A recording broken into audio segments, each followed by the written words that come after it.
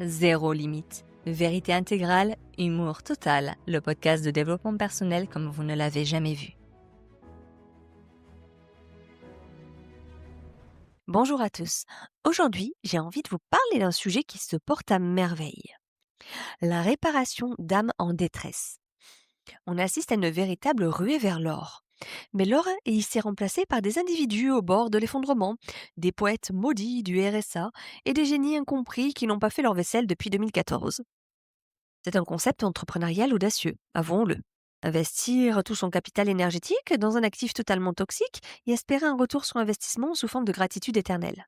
Spoiler alerte, la faillite est garantie. Le lobby de l'infirmière sentimentale a réussi à faire passer l'ingérence pour de l'empathie. Plus le sujet est irrécupérable, plus le sauveur se sent investi d'une mission divine. On ne cherche plus un partenaire, on cherche un chantier de rénovation avec 10 vices cachés gros comme des maisons. C'est la victoire du complexe du Messie sur le simple bon sens. On préfère passer des dimanches à éponger des fuites émotionnelles d'un étranger plutôt que de s'occuper de son propre jardin qui ressemble pourtant de plus en plus à une décharge municipale. C'est ce qu'on appelle de nos jours le chantier de cœur. Si tu es en train de donner ton temps à un naufragé, c'est que tu es une bonne personne. Imaginez simplement la scène de la rencontre. On ne regarde plus le sourire, les yeux ou l'humour de l'autre. Non. On scanne les fêlures. On repère le petit tremblement dans la voix, le passé douloureux, le CV qui ressemble à un champ de mine. Et là, au lieu de fuir en courant comme n'importe quel être doué d'un instinct de survie, on se frotte les mains.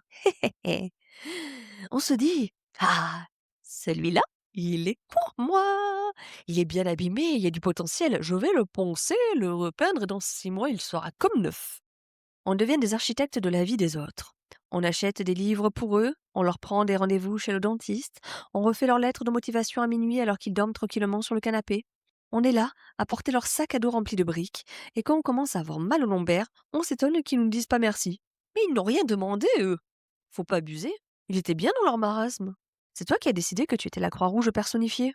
Ils y sont pour rien. Tu te retrouves à gérer une vie qui n'est pas la tienne avec un salaire de stagiaire émotionnel, tout ça pour éviter de te demander « Et moi, si je n'avais personne à soigner, à sauver, à retaper, je serais qui ?» Et donc, en tant que membre de la patrouille du sacrifice, tu finis par te spécialiser dans le ramassage de débris. Et on peut dire que tu choisis systématiquement le profil qui a un besoin d'une béquille. Je te donne le topo. On se raconte l'histoire magnifique de l'amour qui guérit tout, comme dans les films de Noël. Sauf que dans la vraie vie, le prince charmant reste une grenouille qui finit par te baver dessus. On se sent utile, on se sent indispensable, on se sent enfin quelqu'un pour aider l'autre.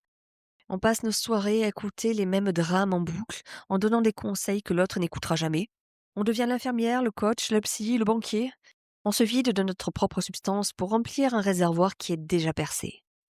Et quand l'autre finit par aller un petit peu mieux, grâce à notre sang, à nos larmes, à notre argent, qu'est-ce qu'il fait? Il s'en va! Il s'en va parce que tu lui rappelles sa période de faiblesse. Et nous, on reste là, avec notre trousse de secours au vide, à pleurer sur l'ingratitude humaine. On trouve ça injuste, mais c'est nous qui avons causé l'injustice. On n'a pas compris que notre générosité était en fait un contrat de contrôle. On a voulu se rendre indispensable pour ne jamais être abandonné. Ouh là là, la manipulation cachée! Et on finit par être jeté comme un vieux pansement usagé. C'est le paradoxe sublime de celui qui veut sauver le monde pour ne pas avoir à se sauver lui-même. Écoute bien ce message.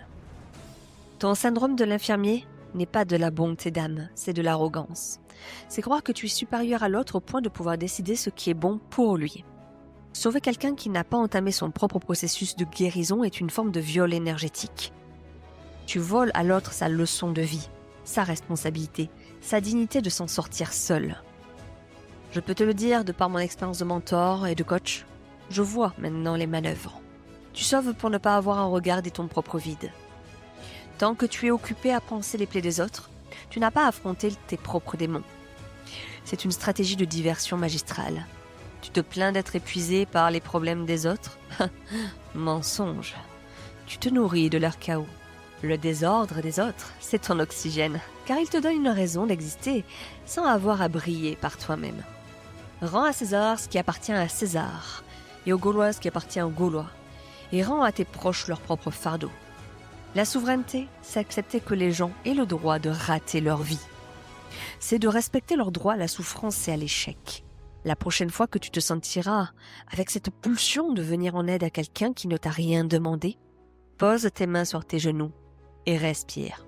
Occupe-toi de tes propres dossiers de souffrance. Deviens ton propre patient, ton propre client. Le jour où tu cesseras d'être une infirmière de quartier, tu découvriras peut-être que tu as une vie à mener et qu'elle est bien plus effrayante et excitante que de réparer des cœurs brisés en série. Maintenant, ferme l'hôpital, la récréation est finie. Pense à liker et à t'abonner pour de prochains épisodes afin de retrouver ta souveraineté et ta puissance sacrée.